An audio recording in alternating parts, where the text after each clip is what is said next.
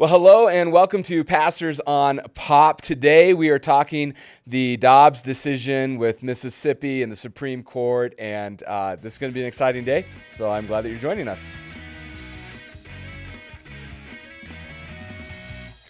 Hello, James. Matt, good to be here. Good to be here as always.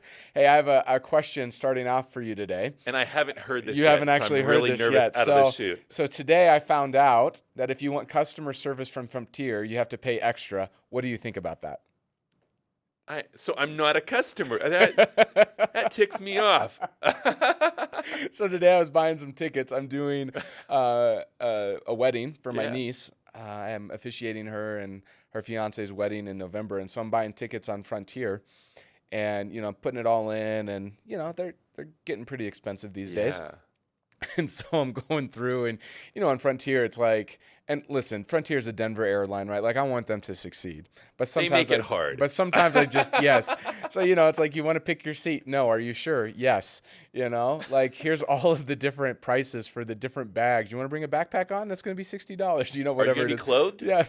Right? So you got to go through all that, and then it's like, do you want insurance? No, I don't want insurance. And then it was, if you would like to talk to a customer agent at the desk, click this button, and we'll charge you $10 per person, or you can use our self check-ins for free. And I was like, wow, we have reached an absurdity in in our culture where now you have to pay extra for customer service. Yeah, gosh. Well, and it equates to our new thing in Colorado, where everything you order from Amazon or anywhere else, it's 27 cents. Yes, I noticed that. I had all these charges last month because it was Prime Days. So they're like the government, like they're finding creative ways to like milk 27 extra cents. What is that for? It's supposed to go to like roads and because all the Amazon vehicles that are driving around Thornton, like that they're going to do damage to the roads, that the state now needs that money back. Well, I've obviously put in $1.50 so far, so I feel like I'm doing my part. Yeah, that's right. I got a pothole in my neighborhood they can take care of. It's been there for 2 years, so well, we will see how culture shapes out that way. Today, we wanted to talk about the Dobbs decision, and so we're not really going to be talking too much about like pop culture today. Yeah. But this was a pretty big event that went down. The Dobbs decision, we kind of knew what was coming because of the total immoral leak that happened out of the Supreme Court. Yeah. So we kind of knew it was coming, but on June 24th of this year, the Dobbs ruling out of the Supreme Court basically overturned 50 years of judicial law with Roe versus Wade, and then also Casey versus Planned Parenthood also went away. And really the decision came down to is that it's no longer federally allowed. Abortions are no longer federally allowed, but they are actually pushed towards and into the states. Correct, yeah. And so on that Friday, do you remember kind of where you were at? This is like one of those moments, like I think that we're going to remember where we were at, kind of like 9/11, like I can tell you where I was at when I heard the news. I think for our generation, this will be something similar. So where were you? I was at home working on my laptop, and I got the little news feed, and I yelled to my wife upstairs because she's always on talk radio, and she still listens to Seattle talk radio, which is really bad. Right. So I asked her, I said, "Hey, babe, did you hear the news?" And she was like, "Oh my gosh, it's the end of the world in Seattle." Oh, I'm sure. It was meltdown city up there. Oh, like freaking out. Yeah, but just the reality of like the processing opportunity with our kids, explaining what actually happened. Yeah. Because even as it came out, the idea that it's pushed back to a state level decision. Was not actually communicated well. No, it was not at all. Like abortions are still legal in states that choose to. So for most of you, it hasn't changed anything. Right. Although that's changing quickly. But it wasn't communicated that way out of the chute. No. So Sarah and I, when we heard about it, we were actually on our way back from the Bahamas. So we went and celebrated our 20th anniversary, and it was we were in the Bahamas for a week. It was a really great trip, and so we were on the way back, and we were in Nassau's airport, and we were actually in line for Quiznos, and so there was this kind of really packed in food court when the decision came down. And so there was a group of people just in front of us in Quiznos, and then like there was a McDonald's like to the left, and the lady who got the ticker feed like shouted to her mom in this like New York accent, who's standing in McDonald's, and is like, "Hey, Roe versus Wade just got overturned, and all of a sudden there was like this like animosity and anger, like they were beside themselves. Wow. Meanwhile, at the very same time, there's people sitting down eating. I don't know where they were from, but there was this huge cheer, like of among like 10, 12 people, and all of a sudden, like I looked at Sarah, and it was like we were clearly right in the middle of like the culture war in the Bahamas. Like you know, all these American tourists coming back from their vacation, and there's cheers and disgruntledness and the tension you could just kind of feel rising. And I thought, man, we might like actually see a fight today in this. But everybody was, you know, we're in paradise. Everybody's like, just get another shipwreck, you'll be fine, right? So, so that's where we were at when all of this went down.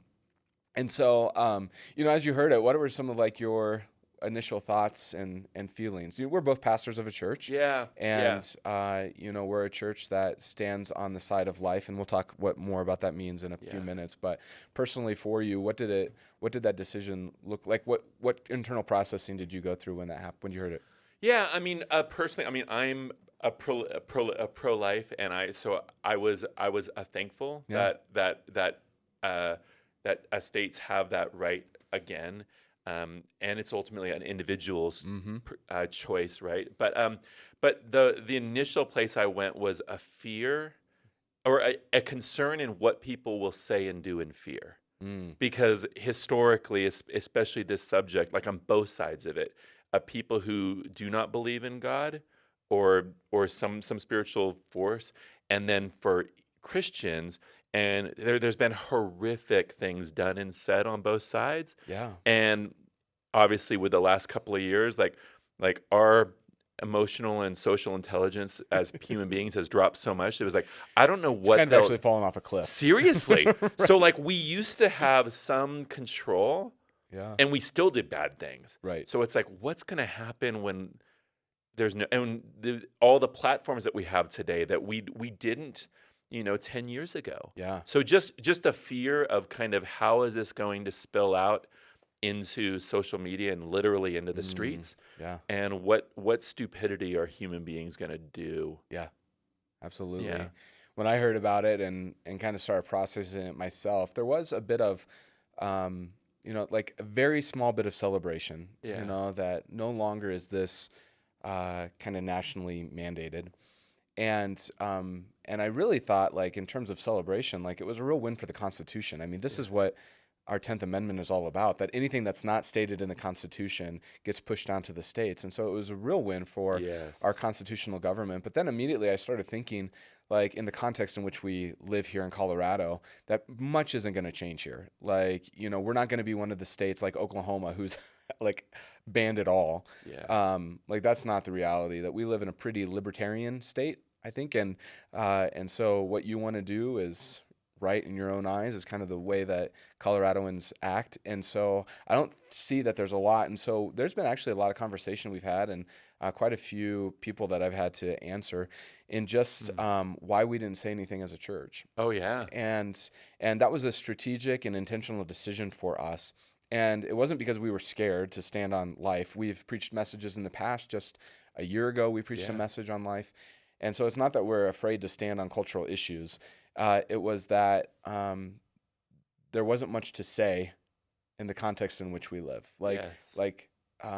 Practically nothing's actually changed for us in this state. And so walking down that road, and, politically, we try to be very careful, because here in our church, we have Republicans, we have Democrats, we have libertarians, we have independents.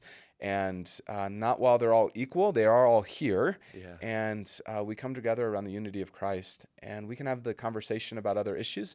And for me, as we kind of walk through this, it was like, I just don't know at this point what saying anything is actually going to bring to the table for people, which is part of, now that it's been almost exactly a month since the decision. We have this podcast where you and I can kind of have some conversation about what it looks like, and, publicly, I guess, be on the record for this. So, when it comes to the whole issue, like, one of the things that you and I were talking about was just even how the language that's used is so inflammatory. Oh my gosh.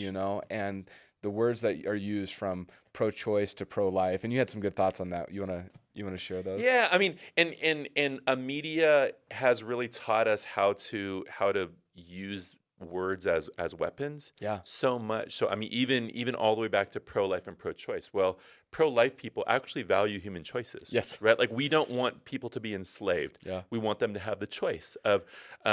And pro-choice people actually believe in life, and from their perspective, they are preserving and protecting a life. Yes. But the language and where it all came to a head for me, I was reading an article, and it had this picture of a group of people and this big banner that in black and white that said, "Abortion is a human right." Yeah.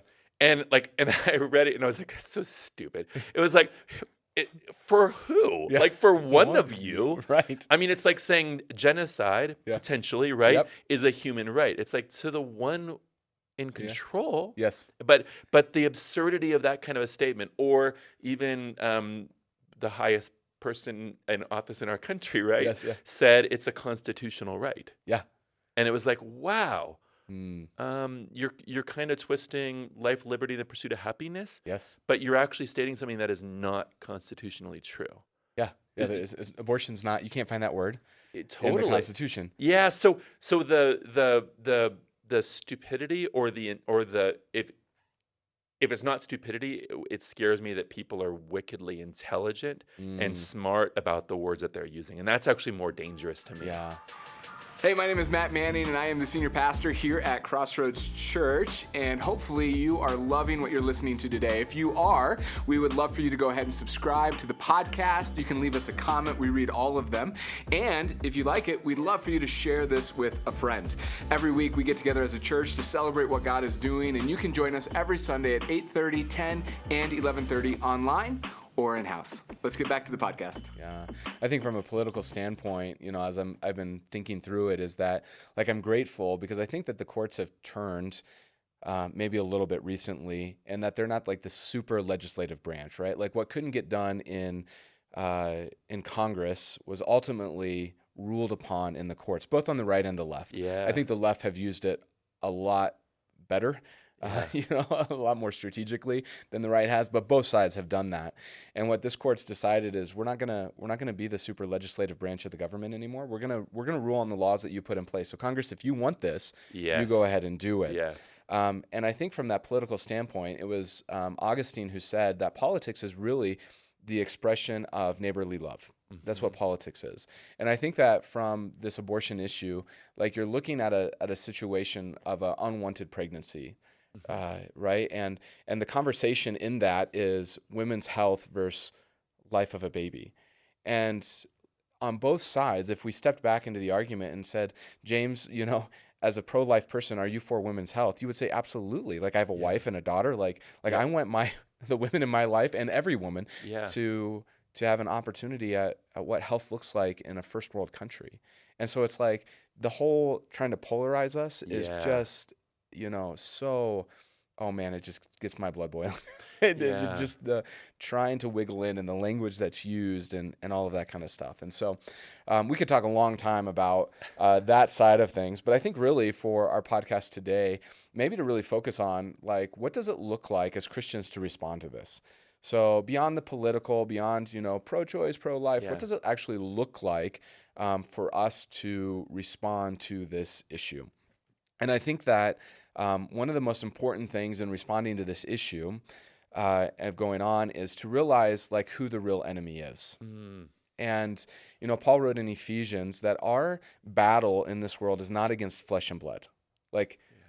Other people are not the enemies.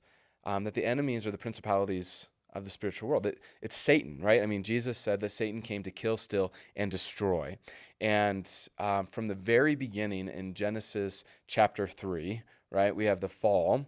And then the very next story out of that is these two brothers and one of the brothers killing the other brother. And all of a sudden, life is no longer sacred, right? There's this culture of death that enters into the world. And then you have Lemelech, who's carrying around his wives, right, on chains. And he's singing a song about how many people he's killed.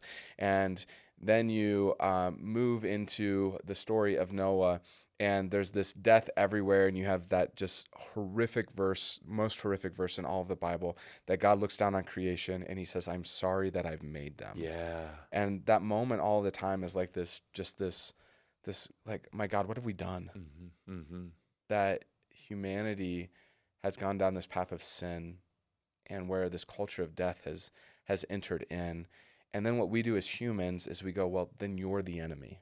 Yes. Yeah. And all of a sudden we think that the enemy is the person that is, for us, right, as pro-life people, that the enemy is pro-choice. Yes. And it's like, not biblically. Like biblically, humanity is either free or captives. You're either living free in Christ or you're a captive to Satan. And so, if there's a person who's not a believer and they're pro-choice in this, like, they're not my enemy, right? Like, Satan's my enemy. He's the one bringing in the culture of death. And even if they're a believer and they're pro-choice, then, like, the way that we would read the scriptures, we would say that they're just blind to the scriptures, but still they're not my enemy. Yes, exactly. Like I think that it's so proper for us to put that into context. Well, and for me, yeah, I absolutely agree, and I think there's a missing skill that we have, like in most business or pastoral situations, right? Like if I step into an office for a meeting or I make a phone call, oftentimes I'll just check my head for a second, like, who am I talking to, and like, are there things going on with their kids? Like, where are they health-wise? And so I can answer, because empathy doesn't come easy for me, like probably a lot of guys, but I've grown in my ability to exercise some disciplines. Yes. Like, before I walk in here, okay, I know how that guy's last 2 weeks have been, so I'm going to ask about it. Yeah. Right. And it kind of sucks that I have to actually discipline myself to do that. Right. But the fact that I realize it is a good thing. Yeah. And I just think that's missing in so many, because when you don't look at the individual and you look at the cause, or for a lot of Christians where it goes astray is it's verse and chapter. Yeah. And it's like, and now you're holding on to that like the trump card. Yeah. And instead of, like, this person is scared, they're in a situation, they're looking for advocates. Yeah. They're looking for resolution. They're looking for options. Yeah. And you're the last person in the world. Yeah. Does it make sense? So absolutely. So the spiritual and the relational discipline of how do I wade in? And if you're too emotionally hot, don't walk in the room. Does it make sense? I mean, and we've had those situations, like, I just can't talk to that person right now. I need to pray and kind of let God calm me down so I can be rational and present. Yeah. And I just think like on this issue and so many others like that's a missing thing on both sides of the equation. Yeah. And I think one of the things that you and I have talked about is, when it comes to the abortion issue, one of the things that is so infuriating to us is the lack of responsibility of a man in the life of a child. Yeah. That a part of this whole issue starts to bubble up because men aren't being men, right? They're not being men in their relationships with this woman and honoring her as someone as God, as a creature of God, in the image of God. And then when she's pregnant, if she does decide to have the baby, oftentimes the man takes off and has no responsibility in that child's life, which is just terrible. And so you have young women or older women who are getting pregnant out of wedlock, and there's no man to support her. Like, the options undoubtedly feel pretty limited. I can only imagine the feeling of that and feeling trapped. Like, the closest I come to it, years ago when I was a pretty new Christian, some buddies invited me to this rally for pro-life thing, and I honestly went because my friends were going. Yeah. I mean, I already had my beliefs about abortion and my views on that, but I went, and because I'm tall, this woman walked up to me and said, "If I had a baby here today, could I put her in your arms and you would take care of her?" And my off-the-cuff response was like, "Well, I wouldn't know what to do with her." Yeah. And it's like, exactly. Now you're starting to know what it feels like to be in that situation. Yeah. And it jarred me because I realized there was a sea of people standing up for something, but we weren't actually standing up for the holistic reality. Yeah. It was like, after that baby's born, well, no, I work and I mountain bike and I hang out with my buddies. Like, I don't have room for a baby. It doesn't make sense. Like, like, it was a no-brainer to me. And it was like, Oh my gosh. It's like maybe we need to. Yeah, there was a friend of mine who goes to this church who told me that if Christians cared as much about life after birth as they did before birth, that this Yeah. world would be a lot better place. And I Yes. think that when it comes to our response and what does it look like to respond as believers to an issue like this, that that we have to, when we talk about being pro-life, we actually mean all of life. Hmm. You know, from conception to death is what we care about. And that for us, life cannot be simply the issue of abortion. Yeah. We want every little child in a womb to be born. Yeah. But what does it look like for us to really actually come alongside afterwards and to be about all of life where human flourishing is happening? I mean, that is such a huge part of the scripture, is Yeah. that part of our role in the world is to bring about flourishing for all humans, believers and non, Yeah. in that. And so what does that look like? And, you know, at Crossroads, we've taken that really seriously. You know, we partner with My Choice Pregnancy Center and Mhm. Life Choice Pregnancy Center. So two of the pregnancy centers who help women with diapers and clothes and ultrasounds and medical services and all of that. And then really after birth happens, for us, there's real engagement there. You know, we're just gave $30,000 last week to Yeah. Save Our Youth, Yeah. which is to come alongside teenagers who are struggling and who are at risk. So what does it look like to enter into those families' lives? We're working on a partnership with Beyond Home, which is largely single moms, Yeah. and going, how do we help you get affordable housing, food, you know, insurance, education, so that you can be self-sufficient in your life. We have work with Alternatives for Youth, which is a program for those who are aging out of foster care, you know, those who don't have a mom and a dad. Yeah. And what does it look like to then help them legally after that? And so we've tried to, and that's just a few off the top of my head, really provide and partner with services after life that are go, this is bigger Yes. than Yeah. just baby being born or not. Well, and I think most churches, in addition to Crossroads, like there's so many things that they do to actually support families, Yeah, but because our lead voice is the critical voice, yeah, our culture doesn't even think of the resource. Like I realized years ago how like our kids and your kids, like they grew up in church. They learned how to separate from you and Sarah yeah. by going to a Sunday school class, Mm-hmm. being separated from mom. They realized they didn't die. Yes. They had other people guide them, maybe discipline them a little Uh-huh. bit.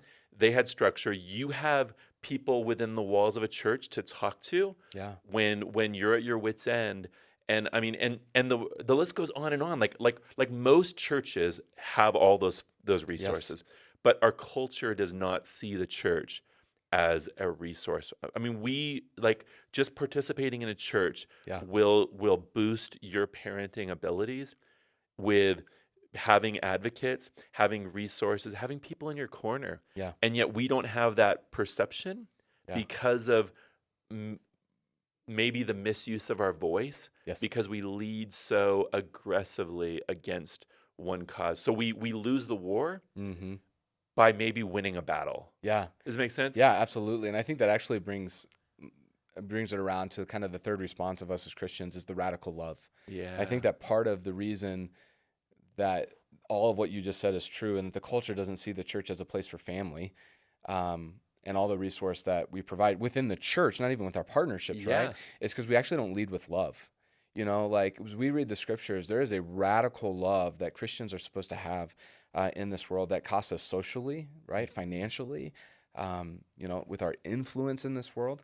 And it's like, am I willing to lead my life with that kind of love? Hmm. And I think for a lot of people, the answer is, you know, like I like being saved. I like that Yeah. I'm going to heaven when I Yeah. die. Yeah. I'm willing to fight for that woman to have a baby. Yeah. But like, am I willing to come alongside a child and see that child, you know, to an adult, you know, where they're a self-sustaining adult in this world. Well, and Jesus laid down his life for us, Mhm. and what would it look like for us to lay down our lives for others? And Yeah. I mean, even like even my a story about my early 20s, like what would have happened Mm, if in my early 20s, single guy, if I would have adopted a kid? yeah. Like, what would my life today look like Right. if I would have said I'm a follower of Jesus, and I'm probably not going to mountain bike Yeah. as much, or I'm going to wait till they're old enough to ride, and I'm going to teach them how to ride bikes because it's awesome, Yeah. right? But what would my life have looked like, and what would my life look like if I respond as a Christian? Yes. To I need to prayerfully and creatively lay my life down for others. Yeah, absolutely. And then it's not even church initiatives. Then it's the army of Christians that are just being animated by God to go do wildly loving things. Yeah, absolutely. One of the things that Sarah and I have talked about, like on the other end of, seeing the holistic of life is once our boys and probably even Mercy are out of the house, of really becoming like a shelter for trafficked young ladies. Yeah. Because they can't put them anywhere, that oftentimes they take them out of what they know and the state that they live, and they have to transform them and put them in a home. Yeah. And Sarah and I have just had the conversation, like, what would it look like to open our home in that way? And, there's a scary part of that in those conversations, because you are inviting into your house a whole ton of issues. Yes. Into it. And yet at the same time, really have, thought about that and prayed about that. In it. And I just go back constantly to, like, the early church made just such a huge difference in the culture because of their stance on life. Mm-hmm. And so one of my favorite, like, quotes in all of history is actually Constantine. We know what Constantine did for Christianity in the Roman Empire, but his dad was a pagan, and his dad wanted to put an end to Christianity. So the plagues are happening, all that kind of stuff, and he wants to put an end, and he looks at one of his advisors and he says, how are we ever going to win against the Christians? They're just so kind. Like, they're willing to go in and face death and hardship. Yeah. That while all of society was running away from those who were dying of the plagues, the Christians were running in and going, if I can serve this person, help them, and if it costs me my life, then I'm willing to do it. And the people in the society looked at it and just were like, who are these people? Yeah. And it was just this radical love that permeated from the early church that ultimately actually changed the world. And that kind of action and activity, it has a converse effect on the individual, right? Because like, I get stressed out a lot about things that are, like, above my pay grade. Yeah. Not here. Don't worry about that, boss. Thank you. But like big problems that I just can't solve because I'm not in the room. Does it make sense? But when there's something tangible that I can actually do, and I can say, I didn't fix it, but I made one person's life better. Yeah. Or I tidied up this one thing, like, what's within my realm. Yeah. I exercise energy and that helps me sleep at night. Mm-hmm. Where being driven by causes and all these, I bet the Hillsboro Baptist people don't sleep well. Yeah. Oh, Westboro? Westboro. Yes. Yeah. Hillsboro's probably in Kentucky. Yeah, you guys are probably okay. Westboro, Kansas. Yeah, right? Absolutely. And so, I think that, as we kind of walk through this, I think our response is, what does the radical love require of me? Yeah. Like, today when I wake up, and I have on my phone just this quote, like, what does love require of me today? Mm. And if we thought first about that issue, and then we looked at the issue of life as not just, birth, but actually all of life, and then we realized that our enemy is not humanity, but actually Satan, and we got on our knees and started praying, I think that God would honor that us as believers. In a way that would change society, where we're not cheering little victories, but where we're seeing God move. And what would the cultural response if the church functioned like that? So where someone gets pregnant, they don't know what to do, but their first thought is, if I have this baby, and if I just cling to Christians, it'll be okay. Mm. Yeah. What a different picture. Like, they will stand in my corner because that's just who they are. Yeah. Well, I do want to thank you for being on the program today. And, this is probably a conversation that we'll continue to have in the future in this. But we wanted to take a chance today really just to express what our views were, how we've been processing this, what it looks like from two pastors, and how we're leading our church through this issue. And so hopefully you've enjoyed this today. We'll catch you next time.